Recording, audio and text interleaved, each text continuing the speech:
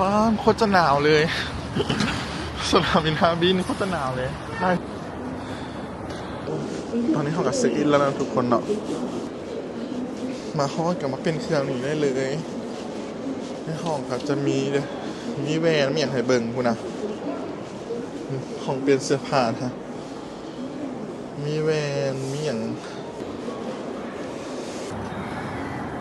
ร้านขายของฝากกันเต็มเลยเนาะ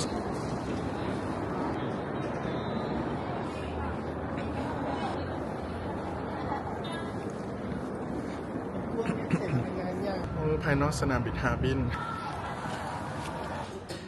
ปูดงเซี่ยงไฮ้เนาะว่าโคตรจะหนาวเลยกัน11:22 น.เนาะเราเข้ามาในเครื่องบินกันแล้ว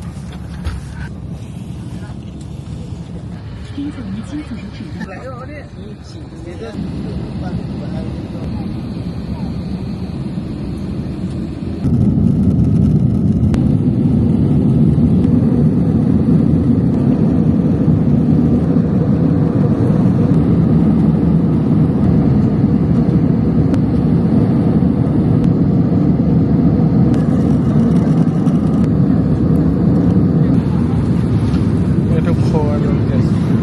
แจกอาหารอีกแล้วเนาะขากลับไปเซี่ยงไฮ้มีขนมมีโยเกิร์ต